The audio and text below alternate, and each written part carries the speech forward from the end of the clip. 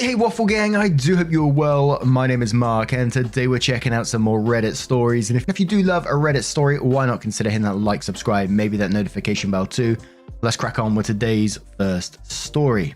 Now, apparently this is one of those Reddit stories that's done the rounds. People absolutely love it for whatever reason. It was sent to me. So I said, why not? Let's dive into it, shall we? Would I be the arsehole if I complained to the owners of a cafe about how long it takes their employee to cut cheese? You can imagine my what the fuck face thinking, where's this one gonna go? I work in an office building which has a cafe in it. It's not table service. You go up to the counter and have a choice of a hot meal, soup, or a sandwich. The owners don't manage it as they're a catering company that supply the food in the morning. They leave the worker to deal with the distribution of the paninis and soup. He is a pleasant person and very talkative, and there is nothing particularly odd about him other than his apparent immunity to the passage of time itself. He will not prep anything. There's no sandwiches assembled and waiting to go. There's an empty fridge bit next to the counter. The racks stand barren, devoid of even a glimpse of a BLT. Okay, so the sandwiches are freshly prepared each time. Yes, great, but he doesn't prep the ingredients either. He has to take out and cut the cheese up every single time someone orders something, and he will take his time. The man will cut cheese with the concentration of someone disassembling a large Hadron Collider, and he does it on an order-by-order basis. I will explain the process. There will be a line of 4 people. The first will order a cheese panini. He will take out and cut open a panini from the cupboard. He will open the fridge, take out the 5K block of cheese, unwrap it, cut 3 slices with the aching determination of a man clinging to the last trace of his self-control, rewrap the cheese, and place the cheese in the fridge. He will turn on the panini maker. It's not already on. He will assemble the panini and put it in. He will wait 20 minutes for the panini to cook, during which time he will start another order and begin the same process of taking out and unwrapping and slicing each ingredient before putting it away. He will take out, open, serve from, close, and put away each box of salad in turn. He will boil a kettle with enough water for 1 tea. Ladies and gentlemen, he will turn the machine off between paninis. Lunch only lasts 2 hours. We've had clients visit who attempt to get lunch during meeting breaks who return sandwichless and with a 1,000-yard stare. When he runs out of something, he doesn't score it off the board. Last week, he ran out of all types of cheese. All week! He just kept explaining it to everyone individually. He ponders about aimlessly like a Skyrim NPC in an inn, insurmountable tasks mounting in front of him. But he honestly seems to enjoy working there.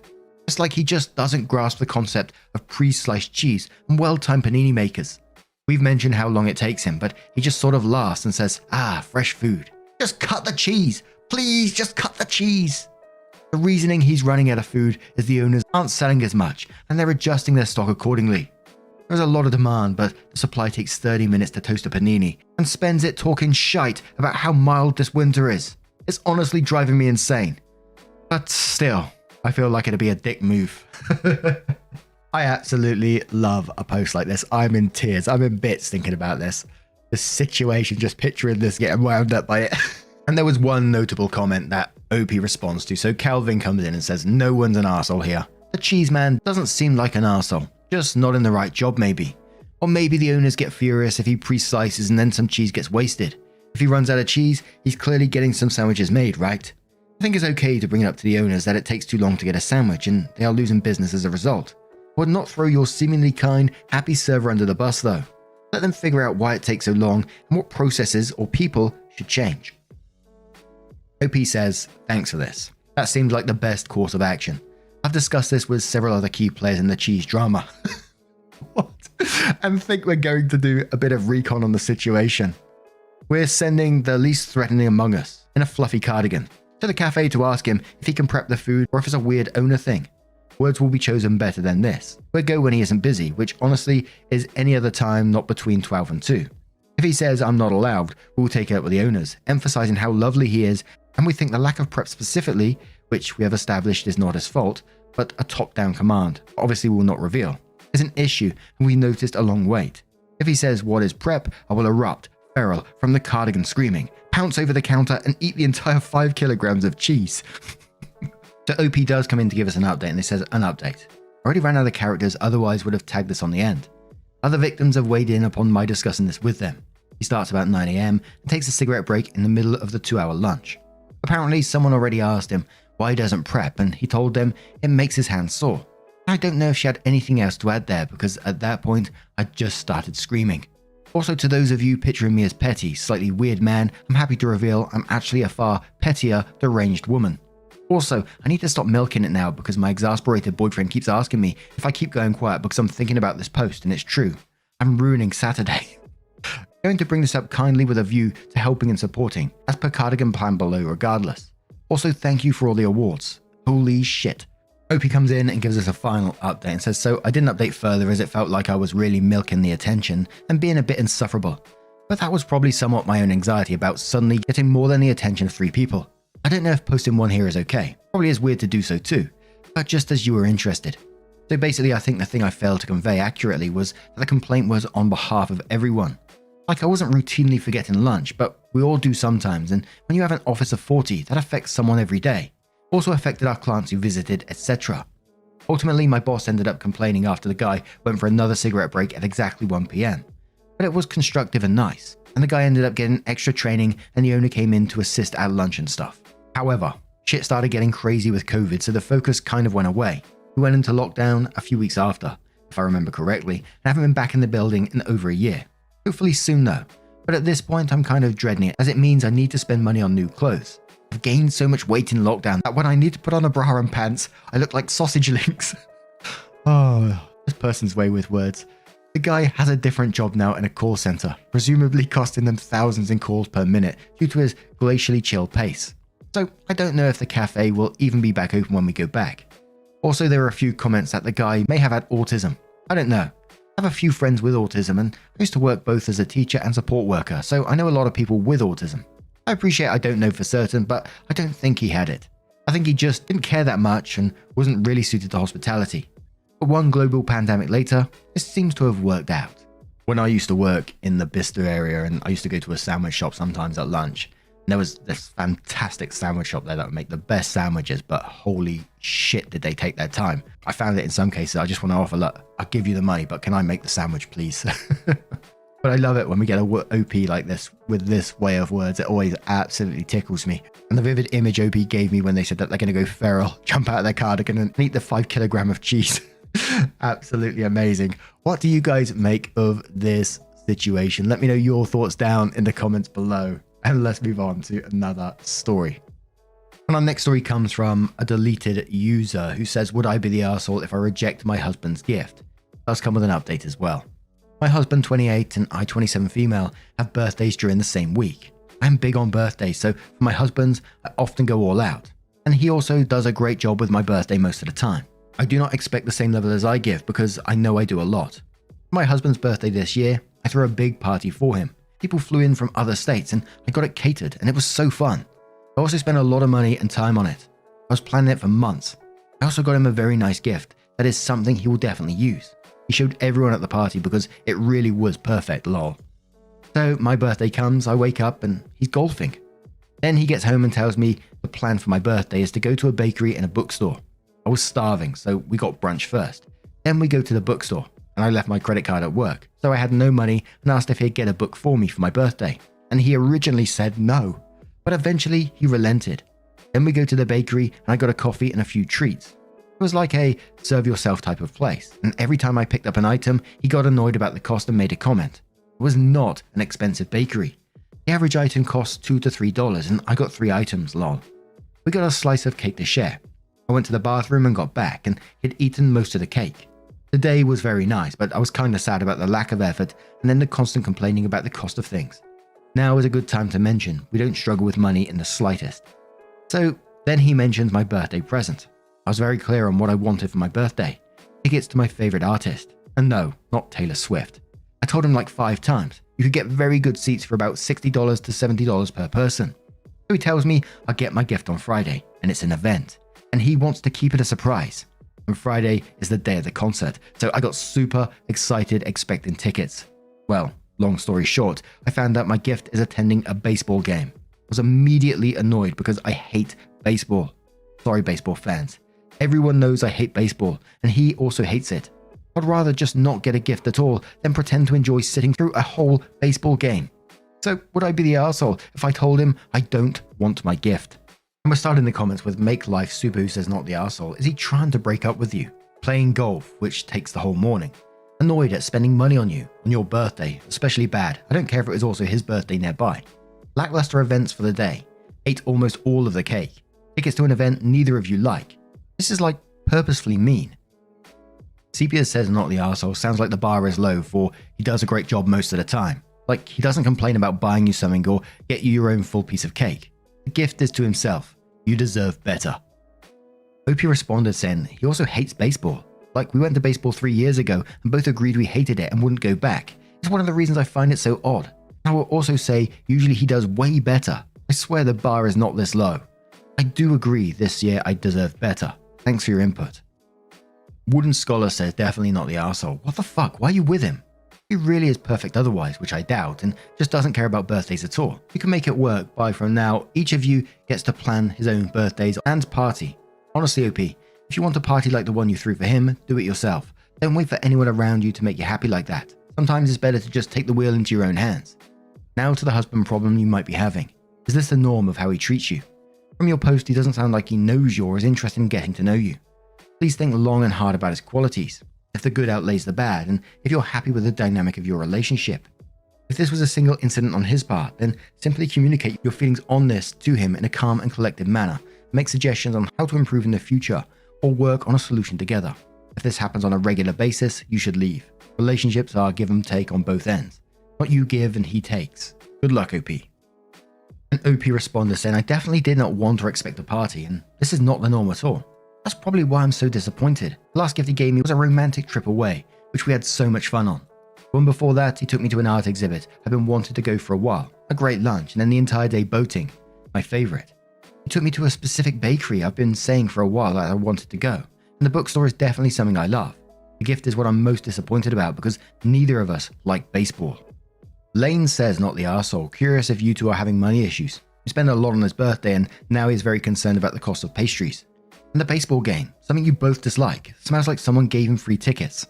Opie says no, we do not have any money issues. We both make over 6 figures in a very low cost of living area. We have about 100,000 in savings. We don't have kids or anything and we live in a tiny house that we love and can afford on one of our salaries. We're going on a 2-week European trip in a few months and he's just suggested today that we extend it another week because he knows how badly I want to go to a certain country, but couldn't with the original plan. I also don't think he bought the tickets yet. He told me that he'll probably be moving the date of the surprise because it's supposed to rain Friday and he wants the weather to be nice for it. Anyway, OP updates the next day and says I was not going to post an update, but my original post got a lot more comments than I anticipated, so I am. First, a clarification. My husband did not tell me the gift was a baseball game. He keeps a list of reminders, and when I was cleaning, I saw a reminder that said, my name's birthday gift, get tickets, baseball game. So I assumed it was a baseball game. Also, another thing I want to add is I absolutely love surprises, which is the reason everything surrounding my birthday was so hush-hush, because my husband knows I love the anticipation. Anyways, he brings it up tonight, and I finally ask if he would just tell me what the surprise is. And it was not a baseball game, lol. It's an adventurous activity type gift that I've been wanting to do forever. I'm being purposefully vague because this is a throwaway. Think skydiving or bungee jumping. It also comes with a dinner at my favorite restaurant. It's a very expensive date evening for us, and had a cost over $1,000. As much as I wanted to go to a concert, this tops it by 100. The reason the reminder mentioned baseball is the activity doesn't run when there is a game. I also brought up my actual birthday, and he apologized for it. He told me he was so focused on planning the surprise and was treating that as my birthday celebration that he didn't realize I wanted him to plan something for my actual birthday. He scrambled and just picked out some of my favorite things to do. He also apologized for being very cost focused and explained that he was concerned because of the cost of the real gift. We don't struggle with money, but we do have a budget we both make together and follow. And we also set limits for how much we spend on gifts and holidays. I'm sure a lot of people will still call him horrible and selfish, but it really was a bad case of him trying to plan a fun surprise for me and keeping it a surprise because he knows that's what I'd want. And me making assumptions and not communicating, and him not communicating because of the surprise. Very middle school sitcom. So my American friends are going to have to help me out on this one. What happens in a baseball field that could be considered like an extreme adventurous activity like skydiving or bungee jumping, but in the middle of a baseball field? I mean, could it be bungee jumping? Can they get a crane in the middle of a baseball field? I don't know. You guys are going to have to help me out on that one. I ain't got a clue. But I'm glad things did turn out well in the end. Now, I'm going to turn this one to you guys. What do you guys make of this situation? Let me know your thoughts down in the comments below. And let's move on to another story, which is from the Am I the Arsehole subreddit from NetActual2149 and says, am I the arsehole for saying my body is not just a result of having had no children? My female 26 went to the pool with some female colleagues from work today. We all know each other pretty well, but only ever see each other in scrubs at the hospital. Most of my colleagues are a few years older than I am, and some have kids. We were all wearing bikinis and having a nice time so far. Then out of the blue, one colleague complimented me on my body. It was a genuinely nice comment, and I blushed and said thank you. I am pretty fit. I have a dog I walk daily. I am a dancer and used to dance 7 days a week. Ever since I've been working, I dance less though. While my body doesn't look nice as it used to back then, I still am lean and I suppose pretty muscular, especially the legs. After the compliment, another colleague with kids said that of course I have a nice body. I don't have kids. Some others then chimed in and said how easy it all was before kids and how easy I have it and my body is nothing special. I didn't say anything because I'm pretty uncomfortable with body talk in general, but at some point it became a bit much and I said I don't think my body is just from not having had kids, but I think I also work out a lot. I also said not having kids doesn't equal a good body and having had kids doesn't equal a bad body. The colleagues then exploded on me and said I belittle parenthood and downplay pregnancy. I should just wait until I have kids and those legs are going to disappear quickly. I said nothing to that and the rest of the outing passed rather awkwardly. Am I the arsehole for saying what I said? You ever imagine saying to someone, your body is nothing special? Oh my word, it just baffles me sometimes. Like that runs through someone's head and it comes out their mouth. It's like, what the fuck are you doing? Fan says, obviously not the arsehole. You got a compliment, accepted it gracefully, and they felt the need to attack. Your body is nothing special. It's crazy when you're not fishing for compliments. I get it, but looking good in a swimsuit compliment is held high in regard as many people are insecure about their swimsuit body. It probably stung to hear ego cookies were being given out and then not receive one. But that's no reason to degrade someone. Mindless Locksmith says not the arsehole, and I appreciate you sticking up for mum bodies. That was what we call a pack of harridans? Never heard that before. And they are jealous and projecting. I've had 4 children. My body isn't the same. That doesn't make it bad. I love myself as I am. I'm sorry you spent the day with a bunch of insecure mean girls. And one more comment from Can't Handle This Forever who says, very tepid, no one's an arsehole here. If I had to pick an arsehole, it wouldn't be OP. And a giant, Jesus fucking Christ, yikes. This is never a good conversation to have, even with people you know well and like. Your colleagues created a football field's worth of landmines, and then you all stormed through it, detonating it, and now everyone is a casualty. They complimented your body, only to instantly take the compliment away by calling attention to the fact that you are child-free. Never assume this is anyone's choice, by the way, and it's just a thing you should never ever say to a person because you don't know their fertility journey, even at 26. Then with all the weird scrutiny on your body and them talking about it like you weren't even there, and how it came to be or not be, you bristle, understandably, and try to defend yourself and your body.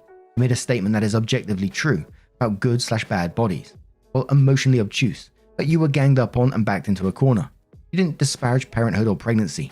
You were patronizing. You were defensive. The whole thing was a clusterfuck, starting with your colleague who decided it was a good idea to start comparing physiques. Next time, scrubs at the pool. P.S. Bodies aren't good or bad. They're bodies.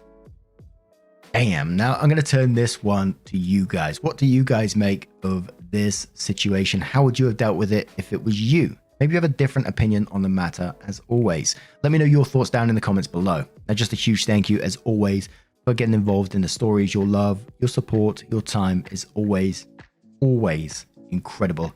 And I never get over it. You know, we've been doing this for 2, 3, 4 years. I can't even remember anymore. And I still see the same people get involved, new people coming to get involved in the community as well. And I'm just always blown away by your love and support towards me, towards each other.